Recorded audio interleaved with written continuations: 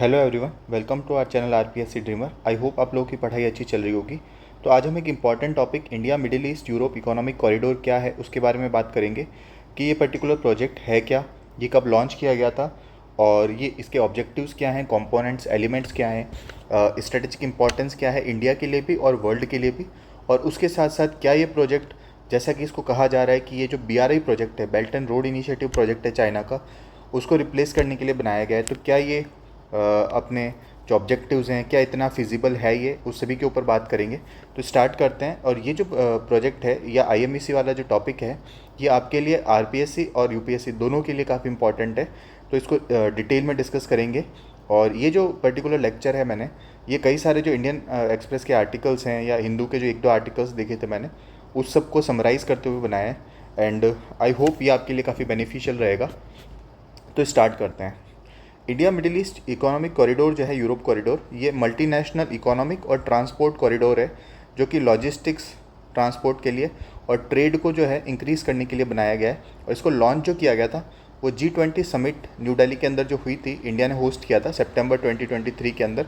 उस समय इसको लॉन्च किया गया था। और ये पर्टिकुलरली काउंटर क्या करता है, BRI के जो जो प्रोजेक्ट है, belt and road initiative, China का जो प्रोजेक्ट है उसको काउंटर करता है। तो देखिए, अब इसका जो रूट है, रूट बताता हूँ मैं। जैसे इंडिया है, इंडिया से ये सी रूट के थ्रू जो है UAE का जो जबल अली पोर्ट है वहाँ उसको कनेक्ट करता है। वहाँ से फिर ये सऊदी अरेबिया होते हुए, जॉर्डन होते हुए इज़राइल, और इज़राइल ये पूरा का पूरा लैंड रूट है। और it will be connected via Railways, ठीक है, रेलवेज़ के थ्रू इसको कनेक्ट किया जाएगा। और उसके बाद हाइफा पोर्ट जो है, वहाँ से होते हुए ये सी रूट मेडिटेरियन सी के थ्रू होते हुए ग्रीस को कनेक्ट करेगा। और यहाँ से ये जो है यूरोपियन मार्केट को एक्सेस मिलेगा। और तो ये जो पर्टिकुलर प्रोजेक्ट है, इसको ये कहा जा रहा है कि ये जो है इंडियन मार्केट जो है, इंडियन ट्रेडर्स को यूरोपियन जो यूनियन का जो मार्केट है उससे एक्सेस प्रोवाइड करवाएगा। अब इसके कंपोनेंट्स कौन कौन से, तो इसके दो पर्टिकुलर कंपोनेंट्स, ईस्ट कॉरिडोर और वेस्ट कॉरिडोर। ईस्ट कॉरिडोर जो है वो इंडिया को अरेबियन गल्फ जो है यहाँ से कनेक्ट करता है, अरेबियन गल्फ से कनेक्ट करता है वाया सी एंड लैंड। कैसे, ये वाला जो रूट है पूरा का पूरा, ठीक है, यहाँ से ये सी रूट के थ्रू यहाँ जाते हैं जबल अली पोर्ट तक। यहाँ से ये पूरा का पूरा मिडिल ईस्ट वाला जो पोर्शन है ये लैंड रूट के थ्रू कनेक्टेड है, ठीक है, तो अरेबियन गल्फ तक। और वेस्ट कॉरिडोर जो है आपका, वो अरेबियन गल्फ से होते हुए यूरोप, इसको नॉर्थ कॉरिडोर भी कहा जाता है, ठीक है, एंड मोर अप्रोप्रिएटली ये नॉर्थ कॉरिडोर कहलाएगा। तो अरेबियन गल्फ से लेके यूरोप तक को ये कनेक्ट करेगा, ठीक है। तो एंड ग्रीस जो है, ग्रीस का जो पोर्ट है ये, it will be the entry point two Europe, ठीक है, ये इसका एंट्री पॉइंट होगा, ऐसा इसके अंदर कहा गया है, ठीक है। अब की एलिमेंट्स क्या हैं, तो की एलिमेंट्स इसके बहुत हैं। रेलवे लाइंस, जो मैसिव रेल इंफ्रास्ट्रक्चर का डेवलपमेंट करना, पोर्ट्स का डेवलपमेंट करना, जो इंडिया के अंदर जैसे कांडला हो गया, मुंद्रा पोर्ट हो गया, जवाहरलाल नेहरू पोर्ट हो गया, इनको डेवलप करेंगे। इस साइड में UAE के अंदर जबल अली पोर्ट को किया जाएगा। इसके अलावा ग्रीन हाइड्रोजन पाइपलाइंस वगैरह बिछाई जाएंगी। पावर डाटा केबल नेटवर्क्स वगैरह का जो है फॉर्मेशन होगा। लॉजिस्टिक्स के जो है, लॉजिस्टिक्स यानी कि जितने भी माल वगैरह हैं उनका आवागमन सुनिश्चित हो सके, उसके लिए एक प्लेटफॉर्म का निर्माण किया जाएगा। तो ये सारे के सारे इसके कुछ की एलिमेंट्स इसके अंदर हैं। अब स्ट्रेटजिक इंपॉर्टेंस क्या है इसके अंदर, तो इंडिया के लिए स्ट्रेटजिक इंपॉर्टेंस ये कि ये जो हमारी वेस्ट पॉलिसी है उसको बूस्ट करेगा। यानी कि जो वेस्ट की जो नेशंस, स्पेशली जो वेस्ट एशिया है या फिर जो मिडिल ईस्ट वाली कंट्रीज़ हैं, यूरोप है, यूरोपियन USA का जो मार्केट है, इन सब के थ्रू एक ट्रेड ईज हमको एक रूट प्रोवाइड करवाएगा। दूसरा, यूरोपियन मार्केट को एक्सेस करवाएगा। लगभग 18 ट्रिलियन यूरोस जो है उसका इतना बड़ा मार्केट है, तो उसके लिए हमको एक्सेस मिलेगा, डायरेक्ट एक्सेस मिलेगा। थर्ड चीज़, अरब वर्ल्ड जो है हमारा, ये पर्टिकुलर अरब वर्ल्ड है, इसके साथ हमारी टाइज जो है वो बूस्टअप होगी, ठीक है।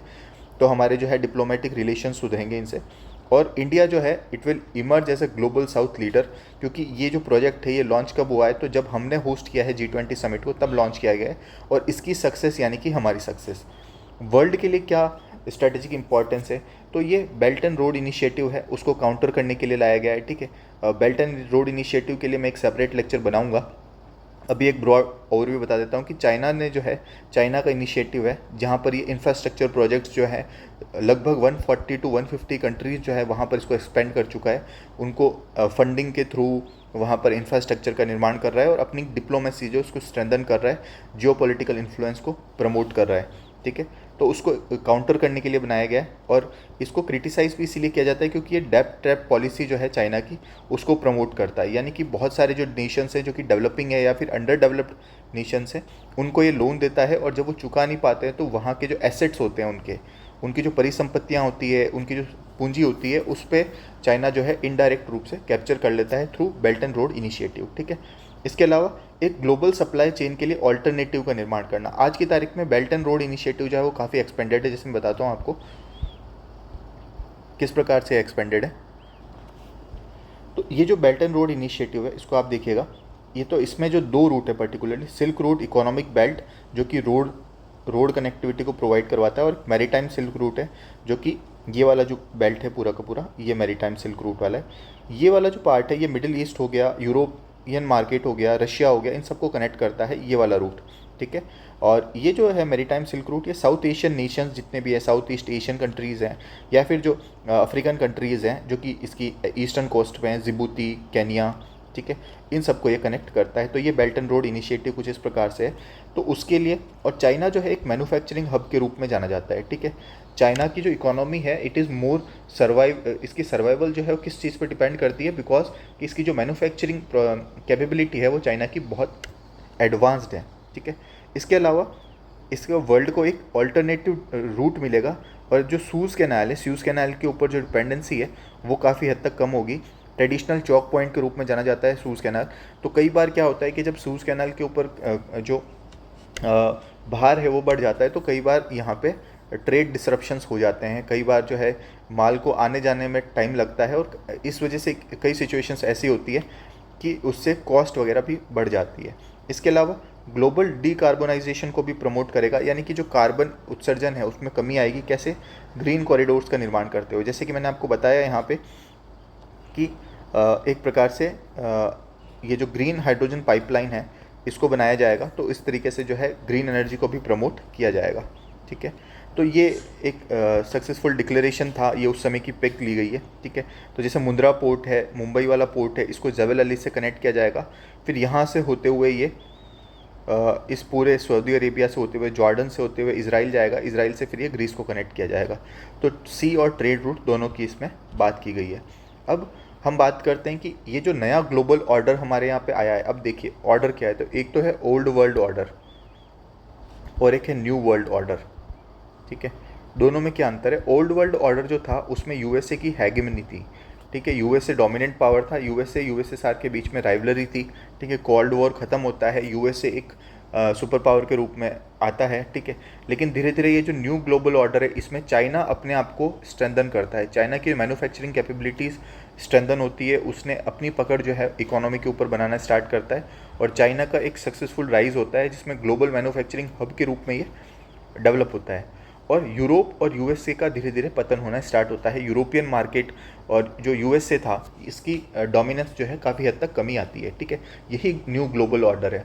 तो हमारे लिए क्या चैलेंजेस हैं? ठीक है। इस न्यू ग्लोबल ऑर्डर में हमारे लिए क्या चैलेंजेस हैं? तो देखिए, चैलेंजेस सबसे बड़ा ये है कि हमारे जो इंस्टीट्यूशंस जितने भी डेवलप्ड हैं, ये ओल्ड वर्ल्ड के ऊपर डेवलप्ड हैं। ओल्ड वर्ल्ड यानी कि जो यूएसए द्वारा डोमिनेट था, यूरोपियन जो नेशंस हैं उनके द्वारा डोमिनेटेड था। जैसे हमारी जुडिशरी है, अब आप ये देखिए, ब्रिटिश सिस्टम के ऊपर अनलाइंड है पूरी की पूरी जुडिशरी। हमारा आरबीआई है, ये बैंक ऑफ इंग्लैंड जो है उसके लाइंस के ऊपर अलाइंड है। प्लानिंग कमीशन जो हमने बनाया था, अभी तो हमने नीति आयोग पे ट्रांसफॉर्म हो गए हैं, बट फिर भी कई सारे एलिमेंट जो हैं प्लानिंग कमीशन के आज भी नीति आयोग एंडोर्स करता है। तो वो सोवियत यूनियन के 5 ईयर्स प्लान्स के ऊपर बेस्ड है। तो ये ओल्ड वर्ल्ड था, यूएसएसआर से रिलेटेड था। ऑल इंडिया सर्विसेज आज भी हमारी जो इंपीरियल सिविल सर्विसेज थी उनसे कहीं कहीं मैच खाती है। ठीक है। तो ये सारे के सारे इंस्टीट्यूशंस जो है कि, और ये सारी की सारी क्या है, डिसीजन मेकिंग बॉडीज़ हैं। ठीक है। ये एक इम्पोर्टेंट रोल प्ले करती है हमारी पॉलिसी फॉर्मुलेशन के अंदर। तो इस वजह से क्या है कि ये कई हद तक हमारे लिए चैलेंज के रूप में देखा जाता है। ठीक है। एक यूरेशिया का जो टर्मोइल है, ठीक है, यूरेशिया के अंदर टर्मोइल आप ऐसा देख सकते हैं कि एक तो रशिया यूक्रेन वॉर चल रहा है, मिडिल ईस्ट के अंदर टर्मोइल है, ईरान इजराइल की कॉन्फ्लिक्ट चल रही है। तो ये सारे के सारे जो डिसरप्शंस चल रहे हैं इस पर्टिकुलर बेल्ट के अंदर, तो ये, और आईएमईसी कॉरिडोर भी यहीं से निकल रहा है, तो इस वजह से ये उसके लिए काफ़ी हद तक थ्रेट है। बीआरआई काफ़ी हद तक सक्सेसफुल रहा है। उसका रीज़न ये है कि 140 से ज़्यादा कंट्रीज़ जो हैं वो आज बीआरआई के पार्ट हैं। चाइना उनको प्रॉपर फंडिंग देता है। ऑल दो उसके अंदर बहुत सारे चैलेंजेस है, जैसे कई सारी कंट्रीज डेप्ट में फंस चुकी है, बट फिर भी उनको इनिशियल रिलीफ देने के लिए चाइना ने फंडिंग प्रोवाइड करी है, वहाँ पे इंफ्रास्ट्रक्चर का निर्माण कर रहा है। तो कई हद तक BRI अपने आप में बहुत ज़्यादा सक्सेसफुल रहा है। और BRI की सक्सेस का रीज़न ये भी है कि इंडिया के द्वारा जो लॉन्च किए गए प्रोजेक्ट्स थे, जैसे कि हमारा एक इंपॉर्टेंट प्रोजेक्ट था नॉर्थ साउथ कॉरिडोर प्रोजेक्ट, जो कि 2000 के अंदर अटल बिहारी वाजपेयी जी लेके आए थे, बट ये मोर और लेस पेपर के ऊपर ही रहा था। उसका रीज़न भी यही था कि हमारे जो इंस्टीट्यूशंस है वो ओल्ड वर्ल्ड के ऊपर बेस्ड हैं, हमने ज़्यादा उसके ऊपर ब्यूरोक्रेटिक डिलेज ज़्यादा हैं, ठीक है, रेड टेपिज्म है, तो इस वजह से जो है प्रोजेक्ट्स धरातल पर उतर नहीं पाते हैं, ठीक है। ये जो नॉर्थ साउथ कॉरिडोर प्रोजेक्ट था, ये ईरान, इंडिया और रशिया, इन तीनों को कनेक्ट करने के लिए बनाया गया था। अब ये देखिए 2000 का इनिशिएटिव था और BRI प्रोजेक्ट 2013 के अंदर आता है। फिर भी आप ये देखिए BRI ने मात्र 10 से 12 साल के अंदर इसमें इतनी ज़्यादा ग्रोथ कर ली है कि लगभग जो है 140 से 150 कंट्रीज़ जो हैं आज इसकी पार्ट हैं, जबकि हमारा ये जो प्रोजेक्ट है ये आज कहीं भी स्टैंड आउट नहीं करता है, ठीक है। तो ये भी हमारे लिए एक बड़ा चैलेंजेस है कि हम जो भी लेके आते हैं प्रोजेक्ट्स वो कई बार पेपर तक ही सीमित रह जाते हैं, और IMEC भी कहीं ऐसा ना हो, इसका भी एक थ्रेट बना हुआ है कि India Middle east Europe economic corridor भी कहीं ना कहीं इसी तरीके से नहीं रह जाए, इसके ऊपर भी हमको काम करना पड़ेगा। और एक हमारी लुक ईस्ट और एक्ट ईस्ट पॉलिसीज़ हैं, ये काफ़ी हद तक सक्सेसफुल नहीं रही है, ठीक है। हमने मोर और लेस वेस्ट नेशंस की तरफ, जो है पश्चिमी देश है, उनकी तरफ ज़्यादा ध्यान दिया है, और हमने जो पूर्वी देश हैं, ईस्टर्न नेशंस है, साउथ एशियन कंट्रीज़ हैं, इनके ऊपर कभी भी इतना फोकस नहीं किया। और ये भी हमारे लिए कई हद तक, क्योंकि इनका भी एक मार्केट एक्सेस है, इलेक्ट्रॉनिक्स में आज ये काफ़ी हद तक ग्लोबल चेन के अंदर इंपॉर्टेंट रोल प्ले करती है, बट फिर भी हमने इनको ऊपर इतना विशेष ध्यान नहीं दिया। तो ये हमारे लिए चैलेंजेस हैं। और देखिए अब जो IMEC कॉरिडोर है पर्टिकुलरली, उसके क्या क्या चैलेंजेस हैं, ये आपके लिए काफ़ी इंपॉर्टेंट है ये जानना, ठीक है। जब भी आप लिखेंगे कि जैसे आपसे एक प्रश्न पूछ लिया जाए कि IMEC कॉरिडोर जो है could be the backbone of India's economy, critically analyse, तो क्रिटिकली एनालिसिस में आपको बहुत सारे चैलेंजेस भी लिखने पड़ेंगे। या फिर आपसे एक प्रश्न पूछ ले कि what are the broad challenges for India Middle East economic corridor for India as well as world, and how India could leverage its this project, ठीक है, टू बूस्ट इट्स इकोनॉमी। तो इस तरीके से प्रश्न पूछे जा सकते हैं। तो चैलेंजेस क्या हैं? सबसे पहला जो बड़ा चैलेंज है वो जियोपॉलिटिक्स इन यूरेशिया, जैसा कि मैंने बताया आपको, रशिया यूक्रेन के बीच में कॉन्फ्लिक्ट चल रही है, ईरान इजराइल के बीच में कॉन्फ्लिक्ट चल रही है, मिडिल ईस्ट में टर्मोइल चल रहा है, तो इस वजह से ये इसके लिए थ्रेट है। दूसरा, ये जो IMEC कॉरिडोर है ये साउथ एशिया को GCC गल्फ कोऑपरेशन काउंसिल है उससे और यूरोप से कनेक्ट करता है। अब ये गल्फ कोऑपरेशन काउंसिल क्या है? ये 1981 में आई थी। 6 कंट्रीज़ हैं जो गल्फ कंट्रीज़ हैं, ये हमारी इसके अंदर है। जैसे कि आप देखेंगे इसके अंदर Saudi Arabia, UAE, Oman, Kuwait, Qatar, Bahrain, और ये मोस्टली जो है ऑयल प्रोड्यूसिंग कंट्रीज़ भी कही जाती हैं, ठीक है। तो ये गल्फ नेशंस हैं, उसको कनेक्ट करेगा। अब ये जो BRI है ना, इसके जितने भी GCC मेंबर्स हैं ना, ये सारे के सारे they are part of this BRI project, ठीक है। तो अब आप एक देखिए कि ये जो प्रोजेक्ट है IMEC वाला, ये BRI को काउंटर करने के लिए लाया गया है, जबकि BRI के अंदर और ये IMEC जो निकल रहा है ये GCC मेंबर कंट्रीज़ के थ्रू ही निकल रहा है। तो और ये BRI के मेंबर्स भी हैं, तो ये काफ़ी ज़्यादा कॉन्ट्राडिक्ट है, एक दूसरे में जो है क्या कर रहे हैं, कॉन्ट्राडिक्ट कर रहे हैं। उसके साथ साथ अब आप यूरोपियन यूनियन को कनेक्ट करना चाह रहे हो, तो यूरोपियन यूनियन के अंदर 27 देश हैं, उसमें से 17 देश जो हैं इनकी काफ़ी क्लोज टाइज हैं विथ चाइना, ठीक है। सिर्फ इटली ही एकमात्र ऐसा यूरोपियन नेशन है जिसने BRI प्रोजेक्ट को छोड़ा है। इसके अलावा आज तक किसी ने ऑफिशियली किसी भी प्रकार से जो है BRI से अपने टाइज ब्रेकअप नहीं किए हैं, ठीक है। तो ये इस BRI की इंपॉर्टेंस को दिखाता है। दूसरा, हमारी एक टेंडेंसी शुरू से रही है कि हमने ना ओल्ड ट्रेड रूट जो है हमारा, जहाँ पर हम ये जो सिल्क रूट था हमारा, इस सिल्क रूट चाइना के थ्रू होता हुआ जो जाता था, उसमें हम स्पाइसेस, टेक्सटाइल्स जो थी हमारी, या मसाले जो थे, इसको हम क्या करते थे, एक्सपोर्ट करते थे, और उसके बदले यूरोप से हमको गोल्ड मिलता था, ठीक है, गोल्ड मिलता था।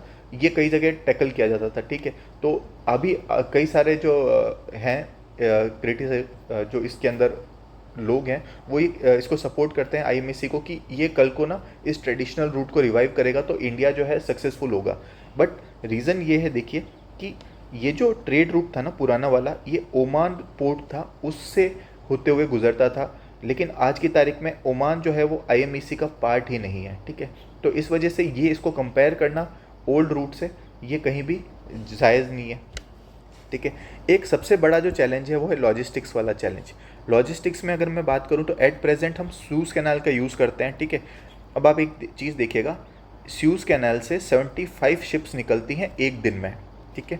और एक शिप से जो है 1 लाख टन का माल निकलता है एक शिप से।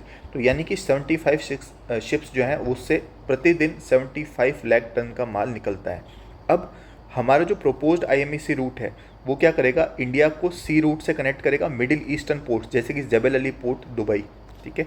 उसके बाद ये लैंड रूट से हाइफा तक जाएंगे। लैंड रूट कैसे, रेलवेज का निर्माण होगा, रोड इंफ्रास्ट्रक्चर का निर्माण होगा, वहाँ से ये हाइफा तक जाएंगे और वहाँ से ये सी रूट यानी कि मेडिटेरियन सी होते हुए यूरोपियन पोर्ट्स तक जाएंगे, जैसे कि मर्सेल हो गया फ्रांस के अंदर, ट्रिस्टी हो गया इटली के अंदर, यहाँ तक ये पहुँचेगा। तो ये इसका प्रोपोज्ड सी रूट है। अब इसके पीछे लॉजिक ये दिया जा रहा है कि ये बहुत ज़्यादा टाइम और पैसा बचाएगा, और इसके पीछे लॉजिक ये दिया जाता है कि ये जो है कई हद तक पैसा और जो है टाइम दोनों को बचाएगा। लेकिन अगर हम इसमें लॉजिकली देखें तो एक सूज़ कैनाल को अगर हमको बाईपास करना है तो we have to create a massive rail infrastructure. UAE, Saudi Arabia, Egypt, Jordan, Israel, इन सब के थ्रू होते हुए हमको ये कनेक्ट करना पड़ेगा। और इसमें ना 18 शिप्स लगेगी फॉर एवरी शिप, यानी कि एक शिप को अगर हमको डाइवर्ट करना है थ्रू दिस रूट तो हमको 18 ट्रेनें लगेगी एक दिन के लिए।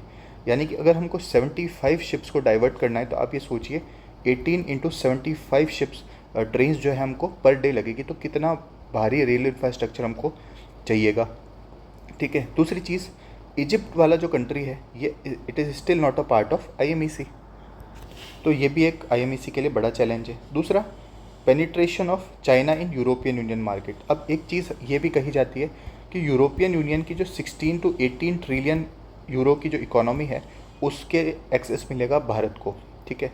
लेकिन आप ये देखिए कि यूरोपियन इकोनॉमी जो है उसके अंदर चाइना का ऑलरेडी 55% ऑफ शेयर है मैन्युफैक्चरिंग गुड्स सेक्टर के अंदर।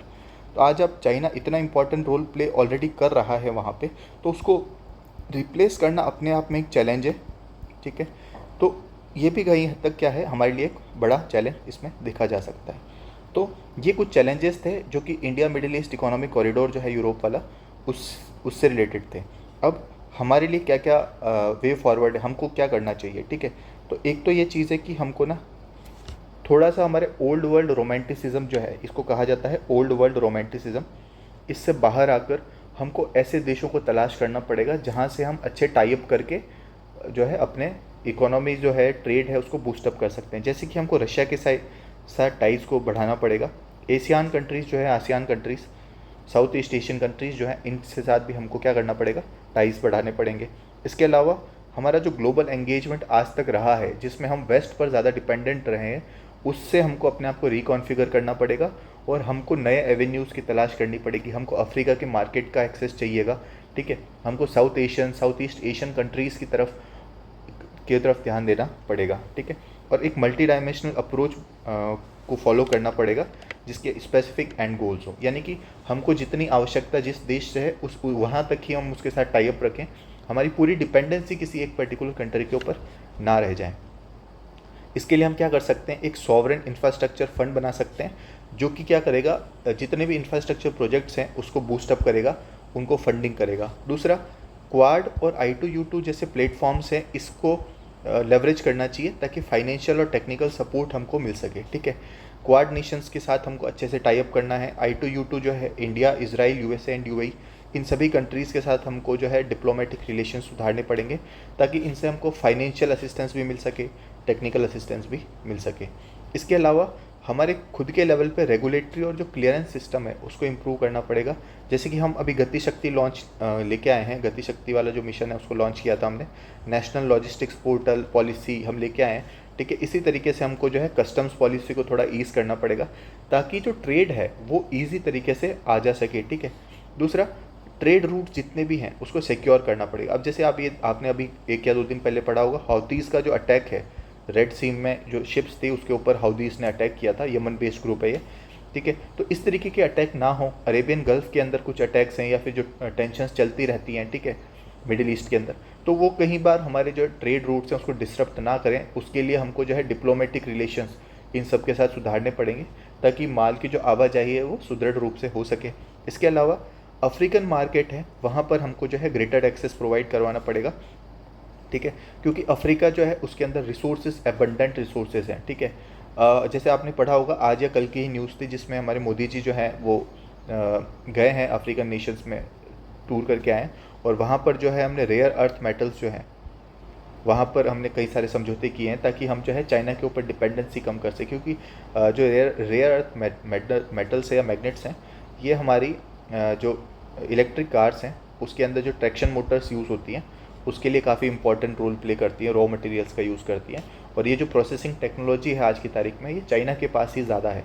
तो हम ये प्रोसेसिंग टेक्नोलॉजी को डेवलप करके अफ्रीका के रिसोर्सेज का यूटिलाइज़ करके जो है चाइना के ऊपर डिपेंडेंसी जो है हम कम कर सकते हैं। ठीक है, अब अफ्रीकन मार्केट में एक्सेस के लिए हम ये कर सकते हैं कि एशिया अफ्रीका ग्रोथ कॉरिडोर, जो कि 2017 में इंडिया जापान के द्वारा लॉन्च किया गया था, इसको लेवरेज कर सकें। अब ये देखिए, ये प्रोजेक्ट भी लॉन्च हुए 2017 से, आज 25 आ चुका है, लेकिन ये भी मोर और लेस पेपर्स के ऊपर ही है, इसके ऊपर किसी भी प्रकार का काम हुआ नहीं है। ठीक है, वहीं पे चाइना ने 2013 का BRI प्रोजेक्ट लॉन्च करके और 12 साल के अंदर इतनी तरक्की कर ली है कि वो 140 से 150 देशों के अंदर अपना स्प्रेड फैला चुका है। ठीक है, तो इसी तरीके से हमको इस पे भी काम करना है। दूसरा, आसियान कंट्रीज़ हैं जो कि इलेक्ट्रॉनिक्स, टेक्सटाइल, सर्विसेज के अंदर बड़ा स्कोप रखती हैं, उनके साथ हमको करना है। जैसे कि हम उनके साथ फ्री ट्रेड एग्रीमेंट साइन कर सकते हैं, उनको कस्टम्स के अंदर छूट दे सकते हैं, उनको अलग अलग टैरिफ्स के अंदर छूट दे सकते हैं। तो इस हिसाब से हम वहाँ पे अपना मार्केट रीच बढ़ा सकते हैं। ठीक है, एक्ट ईस्ट पॉलिसी के ऊपर हमको फोकस करना है। ठीक है, उसको और बूस्टअप करना चाहिए। सेंट्रल एशियन कंट्रीज़ हैं, उसको जो international north south transport corridor है उसके थ्रू हम अगर कनेक्ट करें, ठीक है, ईरान को कनेक्ट करेगा ताकि हम रशिया और सेंट्रल एशिया की जो कंट्रीज़ हैं, कजाकिस्तान और जितनी भी कंट्रीज़ हैं, वहाँ तक जा सकें, तो इसको भी हमको बूस्टअप करना पड़ेगा। और जो लैटिन अमेरिकन कंट्रीज़ हैं, जैसे एग्रीकल्चर, फार्मा, टेक्सटाइल्स का स्कोप यहाँ पर काफ़ी ज़्यादा है, जैसे ब्राज़ील हो गया। ठीक है, इन सभी कंट्रीज़ के साथ हमको टाई अप करना पड़ेगा। और उसके साथ साथ डोमेस्टिक लेवल पे हमको मेक इन इंडिया 2.0 फिर से लॉन्च करना चाहिए, जिसमें हम PLI स्कीम्स में इलेक्ट्रॉनिक्स को लिंक करें।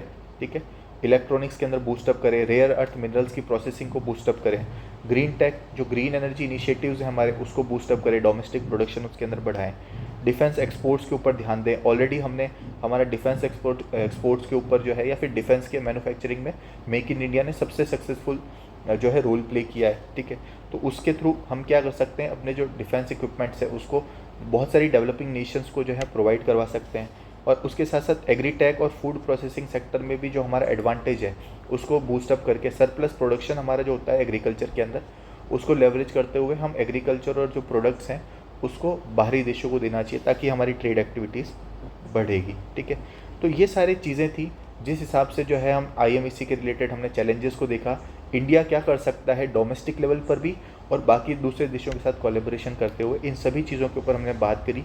एंड आई होप आप लोगों को बहुत सारी चीज़ें नई सीखने को मिली होगी इस लेक्चर के अंदर। और फिर भी आपके कोई भी डाउट रहते हैं, या फिर आपको अगर ऐसा लगता है कि कोई और ऐसा टॉपिक है इंटरनेशनल रिलेशंस का या कोई भी ऐसा, तो आप मुझे बता सकते हैं, मैं उसको जो है लेके आऊँगा लेक्चर के अंदर।